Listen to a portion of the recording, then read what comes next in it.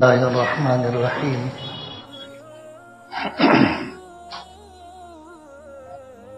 نحمده ونصلي على رسوله الكريم اما بعد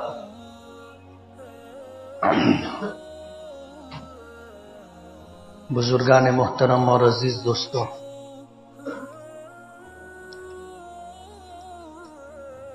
اولاد کے ماں باپ پر کیا حقوق ہیں وہ تذکرہ جاری تھا۔ حضرت عمر فاروق رضی اللہ تعالی عنہ کی خدمت میں ایک شخص نے شکایت کی تھی کہ میرا والد، میرا باپ، میرا بیٹا میرا حق ادا نہیں کرتا۔ زمانہ خیر القرون کا تھا۔ نبی کریم صلی اللہ علیہ وسلم کے دنیا سے پردہ کیے ہوئے زیادہ زمانہ نہیں گزرا تھا۔ جن زمانوں کے بہتری کی حضور نے خبر دی تھی اس میں یہ دوسرا زمانہ تھا۔ حضور نے فرمایا خیر القرون قرنی،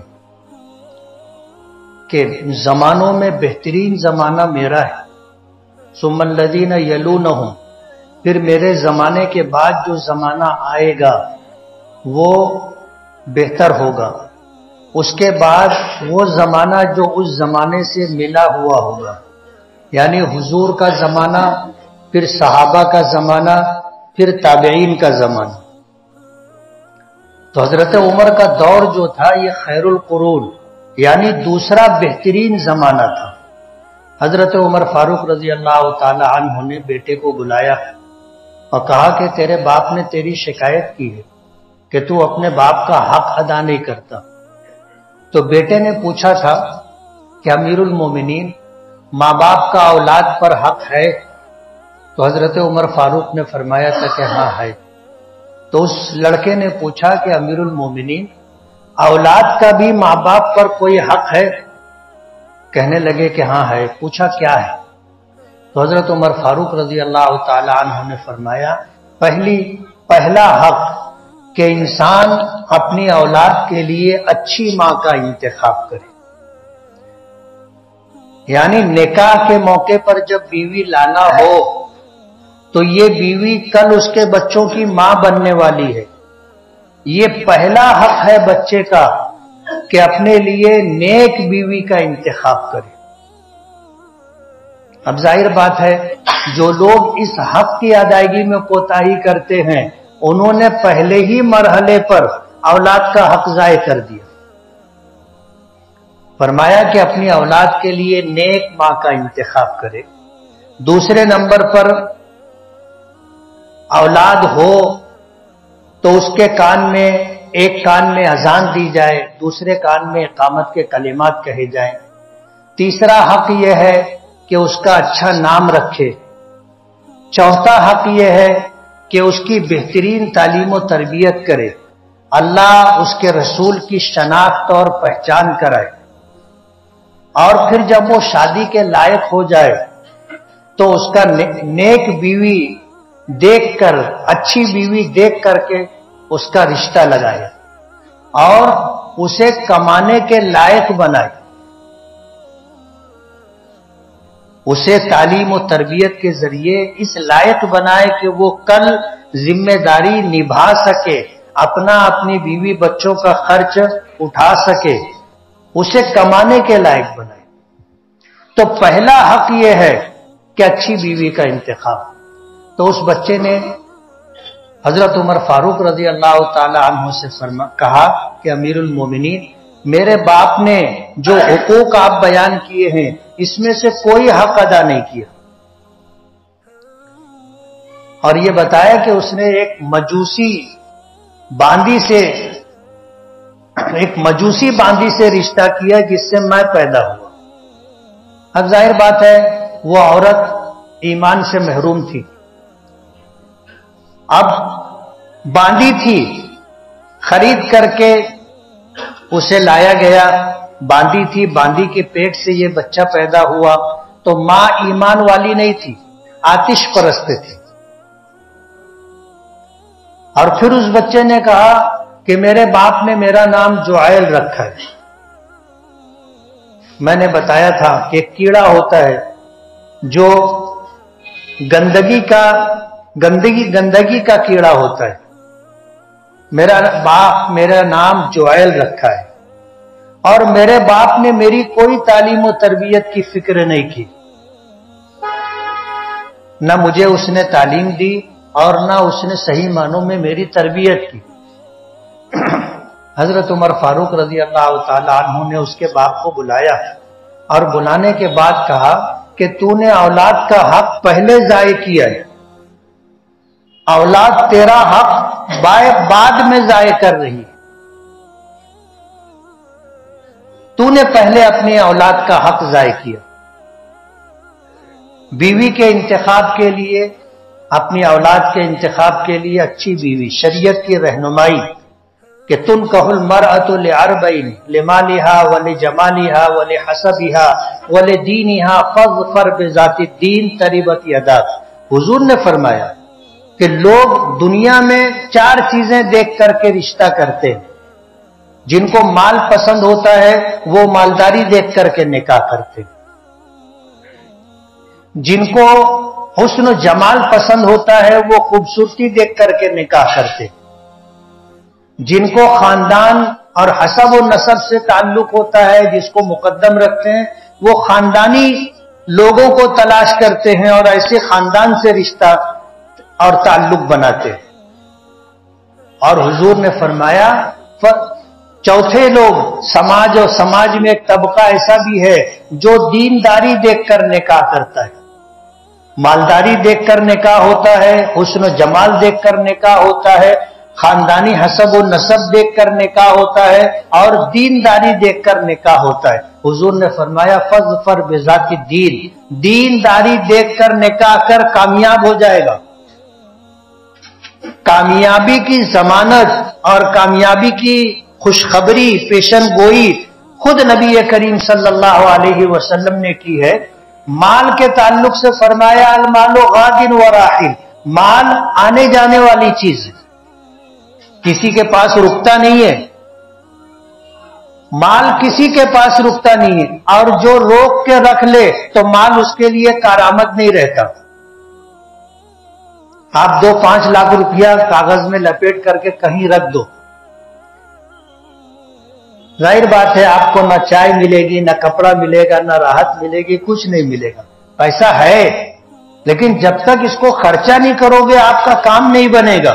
مال آنے جانے والی چیز ہے، حسن و جمال آنے جانے والی چیز ہے، خوبصورتی ہمیشہ باقی نہیں رہتی، اور خوبصورتی ایک قسم کی آزمائش بھی ہے. خاندانی حسب و نسب ہماری شریعت میں کوئی معنی نہیں رکھتی. برادری واد کہو، خاندانی حسب و نسب پر فخر اور غرور کرو، حضور نے اس سے منع کیا.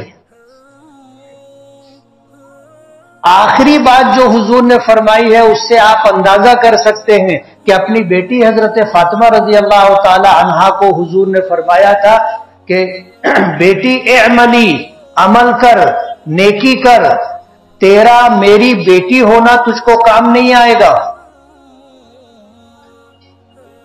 یعنی دنیا میں بھی خاندانی حسب و نسب بے معنی ہے، اور آخرت میں بھی حضور نے فرما دیا اپنی بیٹی، چہیتی بیٹی، لاڈلی بیٹی حضرت فاطمہ سے کہ بیٹی تو خود عمل کر، تیرا عمل تجھ کو کام آئے گا، میری بیٹی ہونا تجھ کو کل قیامت کے دن کام نہیں آئے گا.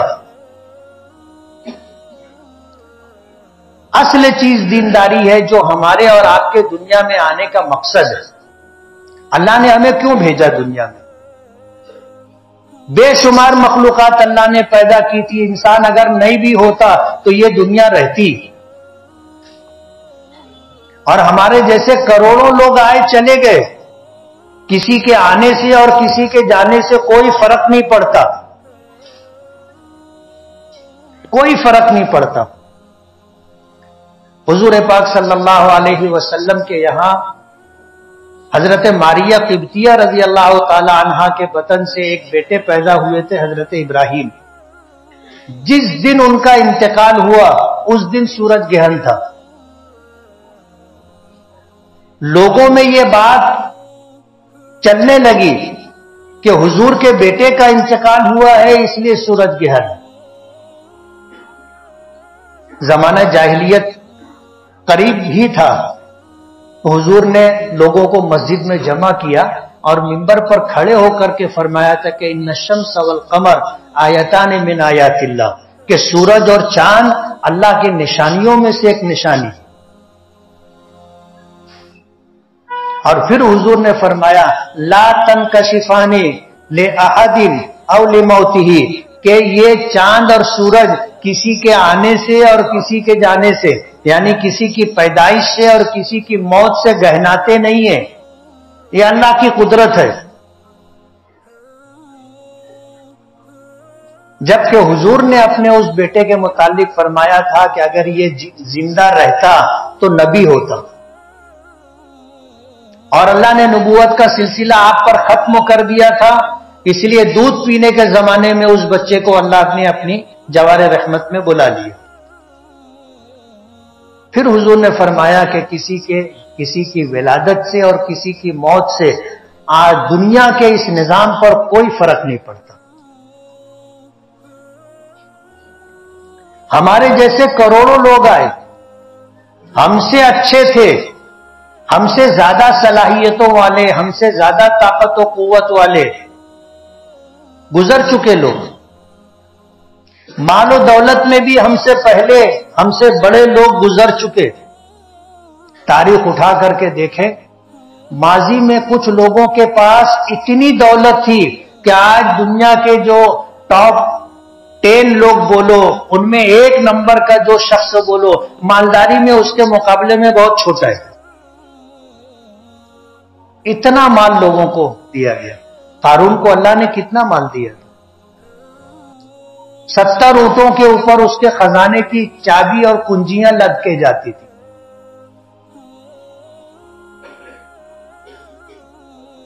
بہت مال و دولت لوگوں کے پاس تھا، لوگ بھی کم تھے، تو ہم سے زیادہ خوبیوں والے، ہم سے زیادہ صلاحیتوں والے، ہم سے زیادہ طاقت و قوت والے، ہم سے زیادہ مال و دولت والے گزر چکے۔ آج کوئی ان کو جانتا بھی نہیں، کوئی یاد بھی نہیں کرتا، ان کو کوئی نام بھی نہیں لیتا۔ جن کو ہم نے دیکھا، جو کبھی ہمارے ساتھ تھے، ہمارے بڑے تھے، ہم چھوٹے تھے، دنیا سے وہ چلے گئے۔ ایمانداری کی بات یہ ہے کہ کبھی کبھی ان کی یاد آتی ہے، نام نکلتا ہے، تذکرہ ہوتا ہے تو، ورنہ نہ ان کو کوئی یاد کرتا ہے اور نہ نام لے کر کوئی ان کے لیے دعا کرتا ہے۔ ایک وقت آئے گا ہم بھی چلے جائیں گے، کوئی ہم کو بھی یاد نہیں کرے گا، کوئی یاد نہیں کرے گا، سب بھول جاتے ہیں۔ جب آدمی مٹی دینے جاتا ہے، تدفین کا موقع ہوتا ہے، کسی کا انتقال ہوتا ہے، ہمارے یہاں تو الحمدللہ اہتمام ہوتا ہے کہ لوگ مٹی دیتے ہیں، اور اس کا طریقہ یہ ہے کہ آدمی پہلی مٹی جو مٹھی اٹھائے تو سرہانے سر کی طرف ڈالے، دوسرا اٹھائے تو قبر کے بیچ میں، اور تیسرا پیر کی طرف ڈالے۔ شاید آپ کے معلومات میں یہ نئی بات ہو، مٹی کس طرح دی جاتی ہے آپ اندازہ کرو۔ ہماری شریعت نے کہاں تک ہماری رہنمائی کی ہے کہ کسی کا انتقال ہو، تدفین ہو رہی ہو، مٹی دینا ہے تو کیسے دیں گے؟ پہلی مٹھی اٹھائیں گے تو سر کی طرف ڈالیں گے، کہیں گے منہا خلقناکم، دوسری مٹھی اٹھائیں گے بیچ میں ڈالیں گے، کہیں گے وفیہا نعیدکم، تیسری مٹھی اٹھائیں گے پیر کی طرف قبروں میں ڈالیں گے اور کہیں گے ومنہا نخرجکم تارۃ اخری، یہ اپنے لیے بھی ہے اور میت کے لیے بھی۔ منہا خلقناکم، ہم نے تمہیں مٹی سے ہی پیدا کیا تھا، اللہ پاک فرماتے ہیں ہم نے تمہیں مٹی سے پیدا کیا تھا، وفیہا نعیدکم، اور تمہیں ہم مٹی ہی میں واپس کریں گے، ومنہا نخرجکم تارۃ اخری، اور پھر ایک وقت آئے گا ہم تمہیں مٹی سے ہی نکالیں گے۔ حدیث پاک میں آتا ہے جب آدمی مٹی دے لیتا ہے تو ہاتھ صاف کرتا ہے ایسے. کرتے نا کہ نہیں کرتے؟ سب ہاتھ جھاڑتے ایسے. اور مستحب ہے کہ پھر مٹی دینے کے بعد ہاتھ کو دھو لینا چاہیے. مٹی دینے کے بعد ہاتھ کا دھونا مستحب ہے. حدیث پاک میں آتا ہے جب مٹی دینے کے بعد آدمی ہاتھ جھاڑ کے پلٹتا ہے تو فرشتے کہتے ہیں کہ جاؤ اپنے کام سے لگ جاؤ. آدھے سے زیادہ لوگ نکل جاتے, تسلی اور تعزیت کے لیے نہیں رکتے. کام رہتا ہے نا سب کو. فرشتہ کہتا ہے جاؤ اپنے کام سے لگ جاؤ. سب کو کام یاد آنے لگ جاتا. مارکیٹ جانے کا ہے, کارخانہ جانے کا ہے, سائزنگ جانے کا ہے, شادی میں جانے کا ہے, گھر کا کام ہے, میرے انتظار میں کچھ لوگ بیٹھے ہیں.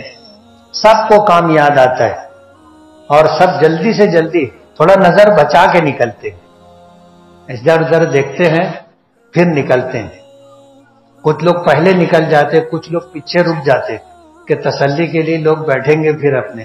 کچھ لوگ ہاتھ دھونے میں ہاتھ ہی دھوتے رہتے نا, پھر نکلتے. وہ فرشتہ کہتا ہے جاؤ اپنے کام سے لگ جاؤ. سب اپنے کام سے لگ جاؤ. تو ہم سے بہتر لوگ گزر چکے, آج کوئی ان کو یاد کرنے والا نہیں. کل ہم بھی نہیں رہیں گے, ہم کو بھی کوئی یاد نہیں کرے گا.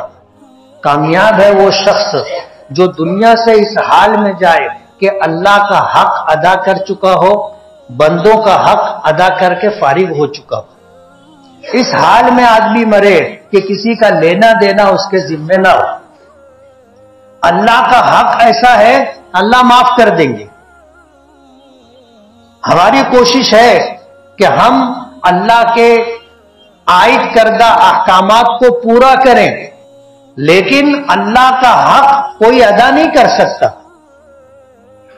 بے شمار اللہ پاک کے احسانات ہیں, ہم اللہ کا حق ادا نہیں کر سکتے.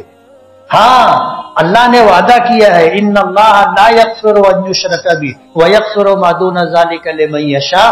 اللہ تعالیٰ شرک کرنے والوں کو کبھی معاف نہیں کرے گا, کبھی معاف نہیں کرے گا. یہ اللہ کا فیصلہ ہے. اور جس نے شرک نہیں کیا, ایمان کے ساتھ دنیا سے گیا, اللہ اس کے لیے چاہے گا سب معاف کر دے. اللہ کو ہماری کوئی حاجت و ضرورت نہیں ہے. حدیث پاک میں آتا ہے ساری دنیا کے انسان, حضرت آدم سے لے کر کے آخری پیدا ہونے والا انسان, سب ایک میدان میں جمع ہو کر کے ایک شخص کی طرح اللہ کی عبادت پرستش پر آ جائے, پلک جھپکنے کے برابر بھی اللہ کی نافرمانی نہ کرے, تو اللہ کی شان میں, عظمت میں, کبریائی میں ذرہ برابر بھی اضافہ نہیں ہوگا. اور اس کے برعکس سب کفر اور شرک کی راہ پر آ جائے, سب اللہ کی نافرمانی پر تل جائیں, تو اللہ کی شان, عظمت, کبریائی میں, عزت و شرافت میں ذرہ برابر کی کمی نہیں آئی. بے نیاز ہے وہ, بے نیاز ہے. تو ہماری کوتاہیاں جو اللہ کے حقوق کی ادائیگی میں ہوئی ہے انشاءاللہ اللہ معاف کریں گے. بندوں کا اپنے اوپر حق نہیں رہنا چاہیے. اللہ پاک نے فرمایا کہ بندے کا حق ہے تو میں بھی معاف نہیں کروں گا, میں بھی معاف نہیں کروں گا جب تک بندہ معاف نہ کرے. ظاہر بات ہے وہاں کون معاف کرے گا؟ وہاں تو سب کو نیکی کی ضرورت ہوگی, سب محتاج ہوں گے, سب کو اپنی پڑی ہوگی. انبیاء کرام علیہم الصلاۃ والسلام یہ کہیں گے نفسی نفسی. حساب و کتاب کے لیے میدان محشر میں سب جمع ہوں گے اور کوئی بھی حساب و کتاب شروع نہیں ہوگا. کوئی شخص ہمت نہیں کرے گا جا کر اللہ سے گزارش کرے, فریاد کرے کہ حساب شروع کرے. حضرت آدم, حضرت نوح, حضرت صالح, حضرت موسیٰ, سب کے پاس لوگ جائیں گے, سب معذرت کر دیں گے. اور حدیث پاک میں آتا ہے کہیں گے آج اللہ اتنا غضبناک ہے کہ نہ اس سے پہلے کبھی اتنا غضبناک ہوا, نہ اس کے بعد کبھی اتنا غضبناک ہو. ہم نہیں جائیں گے, کہیں ایسا نہ ہو کہ ہماری پوچھ ہو جائے. حضرت آدم علیہ الصلوۃ والسلام کہیں گے میں نہیں جاؤں گا. کیوں؟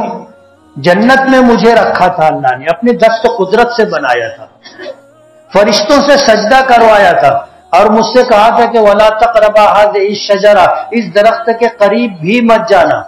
मुझसे कोताही हो गई, मैंने उस दरख्त का फल खा लिया। कहीं ऐसा ना हो कि मेरी पूंछ लग जाए, मुझसे सवाल हो जाए, मैं नहीं जाऊंगा। हजरत नूह के पास लोग जाएंगे, नूह अलैहिस्सलातु वस्सलाम कहेंगे नहीं, आज अल्लाह बहुत गजबनाक है, न इससे पहले इतने गजबनाक हुए न इसके बाद होंगे, मैं नहीं जाऊंगा। क्यों नहीं जाएंगे? तो अल्लाह ने जब अजाब भेजा था तो मेरा बेटा मुशरिको काफिर था, अल्लाह ने सिफारिश से मना किया था और मैंने अल्लाह ने सिफारिश कर दी थी कि अल्लाह ये मेरा बेटा है, डूब रहा था, मैंने कहा अल्लाह मेरा बेटा है। अल्लाह ने फरमाया कि वो नाफरमान है, तेरा बेटा नहीं।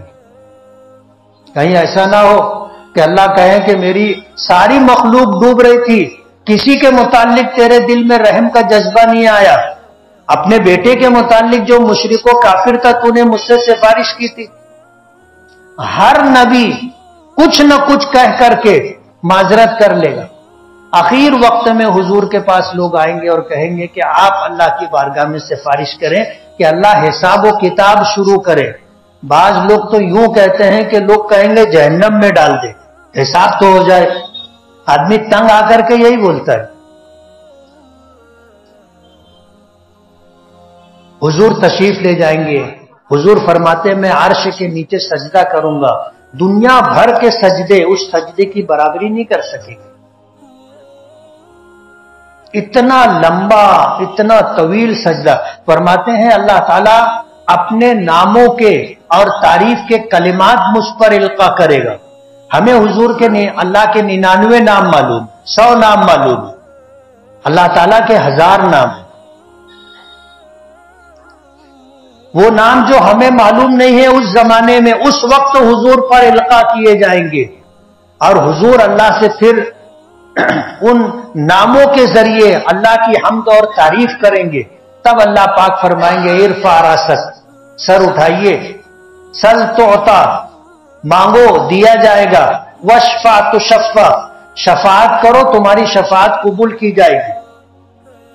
तब हुजूर सजदे से सर उठा करके कहेंगे कि अल्लाह हिसाब व किताब शुरू करें। इसे शफात कुबरा कहते हैं, जिसका फायदा हजरत आदम से लेकर के हजरत ईसा तक 1,24,000 नबियों को, तमाम नबियों की उम्मत को और कयामत तक आने वाले तमाम मखलूकात को इसका फायदा होगा। इसको शफात कुबरा कहते हैं। अल्लाह हिसाब व किताब शुरू करे।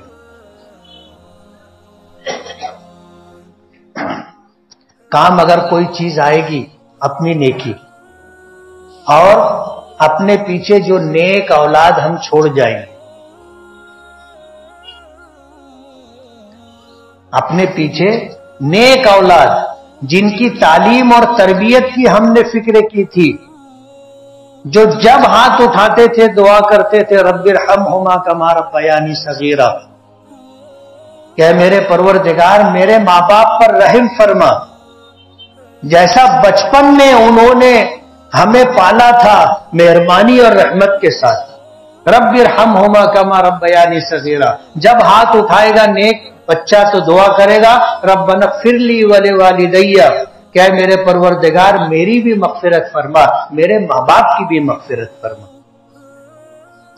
जाहिर बात है नमाज पढ़ेगा, अल्लाह का मुती व फरमा बरदार होगा, रोजाना दुआओं का एहतिमाम करेगा, रोजाना नेकी करेगा, तो माँ बाप के लिए भी दुआ करेगा, उनको इसाले सवाब करेगा।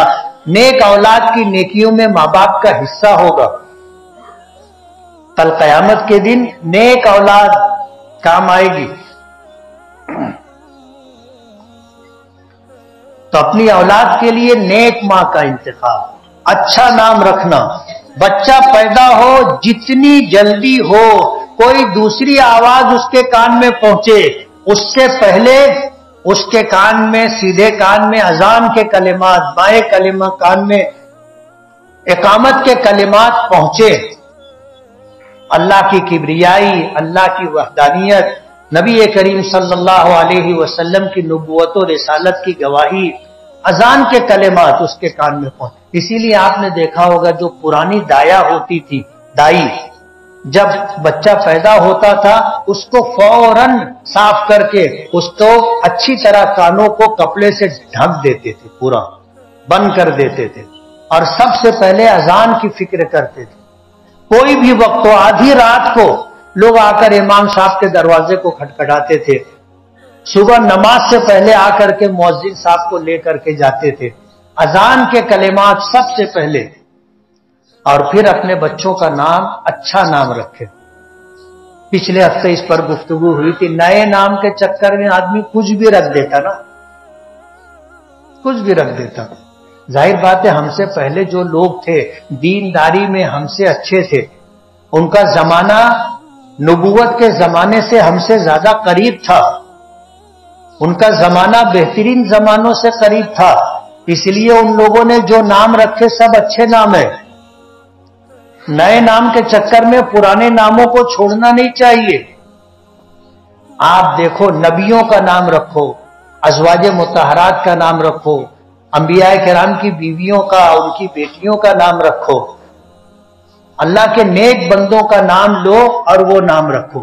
نام آپ نے رکھ دیا، نام کے اثرات ہوتے، نام کے اثرات ہوتے. حضور پاک صلی اللہ علیہ وسلم نے نکاح کیا، نکاح کرنے کے بعد ایک بیوی تھی، ان کا نام تھا برہ. برہ، برہ کے معنی بہت زیادہ نیکی کرنے والے. اب ظاہر بات ہے نیکی ایسی چیز ہے جو چھپائی جاتی ہے. نیکی ہم نے اللہ کی رضا کے لیے کی، کسی کو معلوم پڑے تو واہ واہ، نہیں معلوم پڑے تو واہ واہ، ہم اس کو ظاہر نہ کریں. ان کے نام میں یہ بات تھی کہ وہ اپنی نیکیوں کو ظاہر کرنے والی. حضور نے نام بدل دیا، فرمایا تمہارا نام برہ نہیں، تمہارا نام ہے زینب. حضور نے نام بدل دیا. حضرت فاطمہ رضی اللہ تعالی عنہا کے یہاں پہلا بیٹا ہوا، حضرت علی نے نام رکھا حرب. حرب کے معنی جنگ کے آتے، اور وہ زمانہ تھا غزوات کا، اسلام اور کفر کی جنگ ہو رہی تھی. حضرت علی رضی اللہ تعالی عنہ نے نام رکھا حرب. حضور تشریف لائے اور پھر حضور کے آنے کے بعد حضور نے پوچھا کہ کیا نام رکھا، تو کہا کہ میں نے نام رکھا حرب. حضور نے فرمایا کہ نہیں، اس کا نام حسن ہوگا. دوسرے بیٹے ہوئے، حضرت علی نے نام رکھا حرب. پھر حضور نے پوچھا کیا نام، بولے حرب. حضور نے فرمایا کہ نہیں، یہ حسین ہوں گے. تیسرے بیٹے ہوئے، حضرت علی نے نام رکھا حرب. نام بہت پسند تھا ان کو، اس لیے پہلے دوسرے تیسرے بیٹے کا نام بھی حرب رکھا. حضور نے پوچھا کیا نام رکھا، کہا حرب. کہا نہیں، یہ محسن ہوگا. حسن، حسین اور محسن.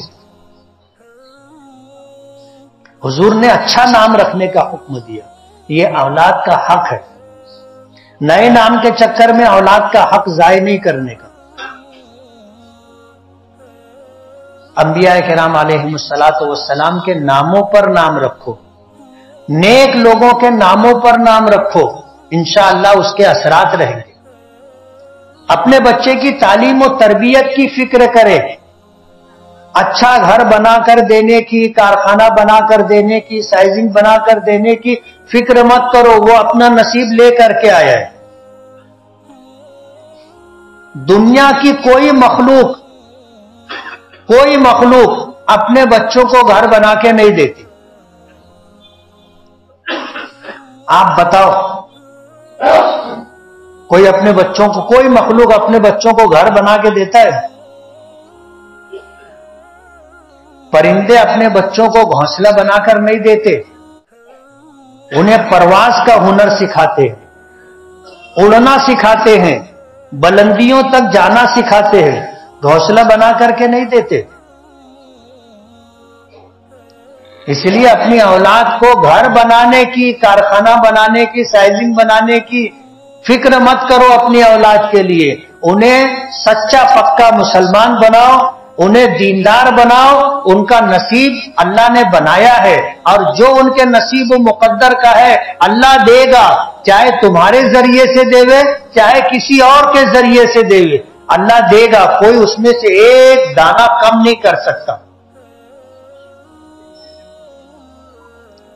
اپنے بچوں کی تعلیم و تربیت کی فکر کرو، بہترین تعلیم دو، دینی اور دنیاوی دونوں تعلیم دو، شریعت نے منع نہیں کیا۔ دنیا کو، اللہ کی مخلوق اور انسانوں کو اچھے ڈاکٹر کی بھی ضرورت ہے، اچھے ماسٹر اور ٹیچر کی بھی ضرورت ہے، اچھے انجینئر کی بھی ضرورت ہے۔ دنیاوی تعلیمات سے آراستہ جو لوگ ہوتے ہیں، لوگوں کی ضرورت ہے، وہ بھی ہونا چاہیے، لیکن اپنے بچوں کو آپ دیندار، ایماندار، سچا پکا مسلمان بناؤ۔ وہ ڈاکٹر رہے تو ایماندار بھی رہے، ڈاکٹر رہے تو دیانتدار بھی رہے، ڈاکٹر رہے تو انسانیت کا ہمدرد اور خیرخواہ بھی رہے۔ یہی حال زندگی کے تمام شعبوں۔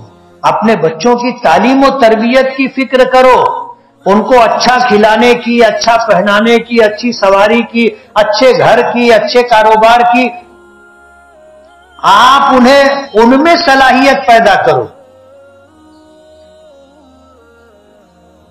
ہو سکتا ہے آپ کا بیٹا آپ سے زیادہ کمائے،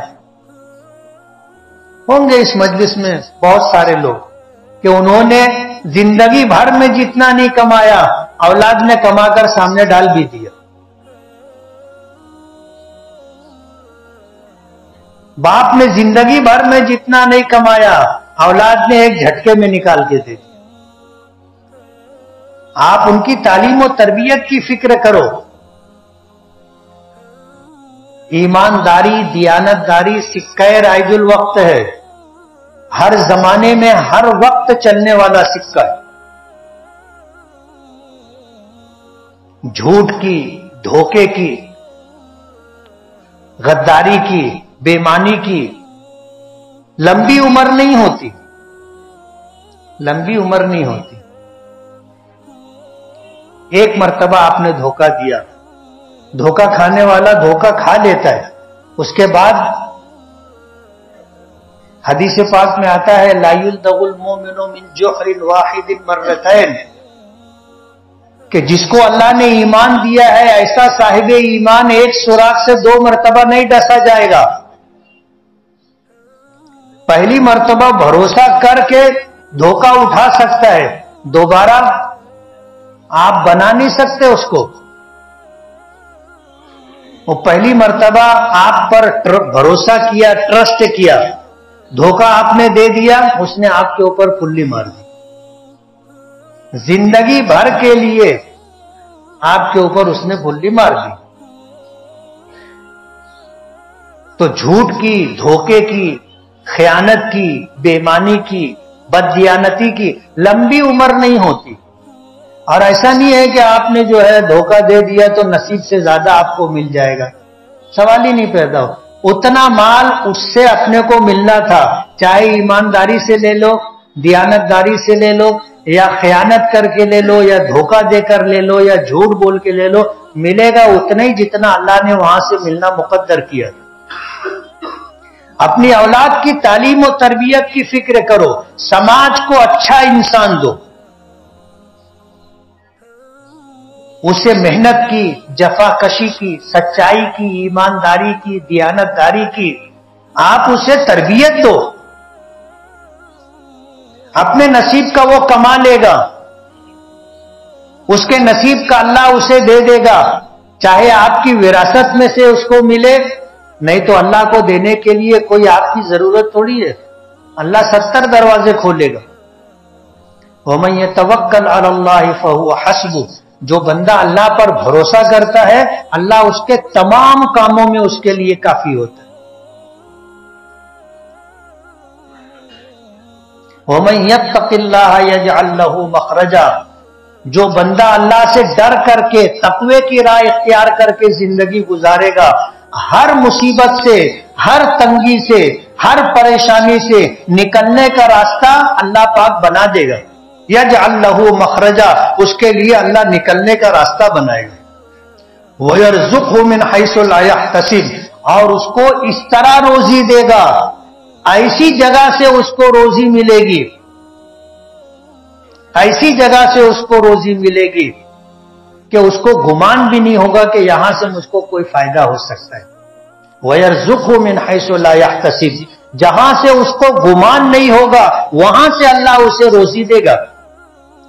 ہم اپنی اولاد کے لیے بہت پریشان رہتے، کیا ہوئیے، میرے بچوں کا کیا ہوگا۔ آدمی زندگی میں بھی سوچتا ہے، مرنے کے وقت بھی سوچتا ہے، اور کچھ ہو جائے تو آدمی وصیت کرتا ہے، لوگوں سے تو کہتا ہے میرے بچوں کا خیال رکھنا۔ ارے تو خیال رکھنا تیرے بچوں کا، بچوں کی ایسی تعلیم و تربیت دے کہ ہر پریشانی سے، ہر مصیبت سے نکلنے کا راستہ کون بنائے؟ اللہ بنائے۔ وَمَن يَتَّقِ اللَّهَ يَجْعَل لَّهُ مَخْرَجًا، اپنے بچوں کو تقوی کی، پرہیزگاری کی، خشیت الہی اور خوف خداوندی ان کے رگ رگ میں پیوست ہو جائے، ایسی ان کی تربیت کرو۔ وَيَرْزُقْهُ مِنْ حَيْثُ لَا يَحْتَسِبُ، جو اللہ سے ڈر کے زندگی گزارے گا، اس کے گمان سے ہٹ کر کے، گمان سے بڑھ کر کے اللہ اسے روزی عطا کرے گا۔ کسی کو بولنے کی ضرورت نہیں ہے کہ میرے بچوں کا خیال رکھنا۔ جس کو تم بول رہے ہو میرے بچوں کا خیال رکھنا، اس کو خود ہی اپنا خیال رکھنا مشکل رہتا ہے، اس کا ہی پیٹ نہیں بھرتا، اس کی خواہش پوری نہیں ہوتی، وہ تمہارے بچوں کو کیا دے گا؟ دینے والا کون؟ اللہ ہے۔ اپنے بچوں کی ایسی تربیت کرو کہ اللہ اپنا وعدہ ان کے حق میں پورا کرے۔ واللہ ولی المؤمنین، ایمان والوں کا ولی و سرپرست اللہ ہے۔ یہ اولاد کے حقوق ہیں جو ماں باپ پر ہیں۔ آج جو یہاں بڑے لوگ ہیں ان کے لیے یہ پیغام ہے کہ آپ اپنے بچوں کی ایسی تعلیم و تربیت کریں، ان کے حقوق کی ادائیگی کی ایسی فکر کریں کہ آپ کو کل کے کسی کو کہنا نہ پڑے کہ میرے بچوں کا خیال رکھنا۔ آپ اپنے بچوں کو ایسا بنا کر کے جاؤ کہ آپ کے بچے دوسروں کا خیال رکھیں۔ اپنے بچوں کو محتاج کیوں بناتے ہو کہ دوسرے تمہارے بچوں کا خیال رکھیں؟ اپنے بچوں کو ایسا بناؤ وہ دوسروں کا خیال رکھیں۔ حضرت عمر ابن عبدالعزیز رحمت اللہ علیہ کا جب انتقال ہونے لگا تو کسی نے ان سے کہا کہ امیر المومنین، آپ نے اپنے بچوں کے لیے کچھ نہیں کیا۔ کہنے لگے مجھے اٹھا کر بٹھاؤ، مجھے اٹھا کر کے بٹھاؤ۔ لوگوں نے سہارا دے کر کے اٹھا کر کے بٹھایا تو کہنے لگے کہ میں نے اپنے بچوں کا حق ادا کرنے میں کوئی کمی کوتاہی نہیں کی، اور میں نے کبھی دوسروں کا حق چھین کر کے، لوٹ کر کے، دھوکے سے، جھوٹ سے لے کر کے اپنے بچوں کو نہیں دیا۔ اپنے بچوں کو جو دیا، جو کھلایا، جو پہنایا، وہ سب حق حلال کی روزی تھی۔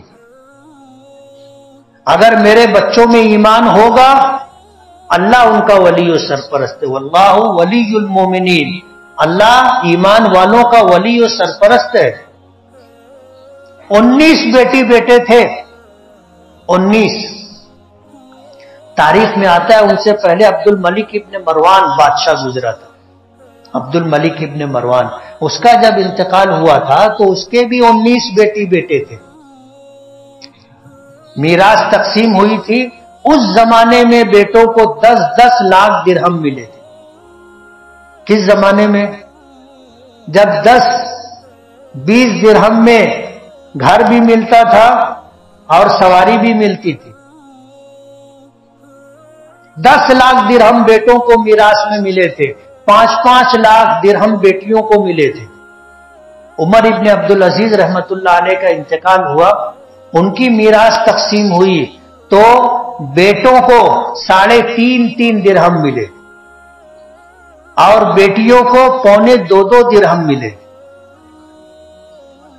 لیکن تاریخ میں یہ بات ملتی ہے کہ جن کو 10-10 لاکھ درہم میراث میں ملے تھے وہ اپنے باپ کی بنوائی ہوئی مسجد کی پائتری پر کھڑے ہو کر بھیک مانگتے تھے۔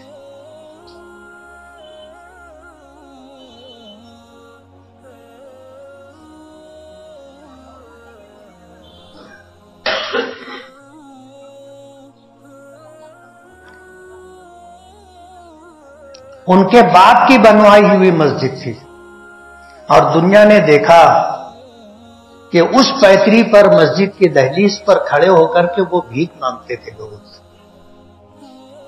اور جن کو 3.5 درہم ملا تھا وہ 100 گھوڑے جہاد کے لیے اللہ کے راستے میں وقف کرتے تھے۔ اور تاریخ میں آتا ہے کہ عمر ابن عبدالعزیز نے اپنے بچوں کی ایسی تربیت کی تھی کہ ان کے سب بچے، سب بیٹے الگ الگ ریاستوں کے گورنر بنا کر کے بھیجے گئے۔ عمر ابن عبدالعزیز کے بعد جو لوگ مسلمانوں کے امیر بنے، انہوں نے عمر ابن عبدالعزیز کے بیٹوں کو گورنری دی۔ یار یہ بہت قابل آدمی، بہت ایماندار ہے، بہترین منتظم ہے، ایسی تربیت دی تھی۔ ایک بیٹا بھی ایسا نہیں رہا جس کو گورنری نہ ملی ہو۔ باپ کی طرف سے کیا ملا تھا؟ 3.5 درہم۔ لیکن باپ کی تعلیم و تربیت کی وجہ سے مستقبل میں ان کو گورنری ملی۔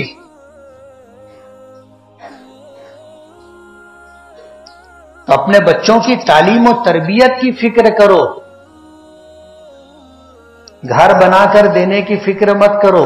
پرندے اپنے بچوں کو گھونسلہ بنا کر کے نہیں دیتے، پرواز کا ہنر سکھاتے، پھر وہ اپنا گھونسلہ، باپ نے جہاں گھونسلہ بنایا تھا اس سے اونچائی پر کے بچے گھونسلہ بناتے ہیں۔ اولاد کا حق ادا کرو، اولاد کا حق ادا کرو گے، مرنے کے بعد یہ اولاد آپ کے لیے دعا کرے گی، ایصال ثواب کرے گی، نیک اولاد ہوگی۔ جتنی نیکی کرے گی آپ کی تعلیم و تربیت کی وجہ سے، ان نیکیوں میں اللہ آپ کو بھی حصہ دے گا۔ اپنی قبروں میں آرام سے پڑے ہوں گے، بچے نمازی ہوں گے، ہر فرض نماز کے بعد فرشتے خوان میں نیکیاں سجا کر کے لے کر کے آئیں گے۔ ہر نماز کے بعد بچے دعا کریں گے کہ اللہ میرے ماں باپ پر رحم فرما۔ وہ دعائیں آپ تک پہنچیں گی، اللہ کی بارگاہ تک پہنچے گی، اس کے اثرات اپنے قبروں میں محسوس کرو گے۔ اولاد کا حق ادا کرو۔ آج ہم لوگ اس معاملے میں بہت کوتا ہے، ان کی دنیا بنانے کی ہر ممکن کوشش کرتے ہیں، جتن کرتے ہیں، لیکن ان کی تعلیم و تربیت کی فکر نہیں کرتے۔ ہم اپنے بچوں کو ضائع اور برباد کر رہے ہیں۔ خسرت دنیا والآخرہ، نہ وہ دنیا میں اچھا مقام پاتے اور نہ مرنے کے بعد ان کو اچھا مقام ملے گا۔ اگر اولاد سے محبت ہے اور سچی محبت ہے، ان کی تعلیم و تربیت کی فکر کریں، انشاءاللہ اپنا مقام و مرتبہ وہ خود بنائیں گے۔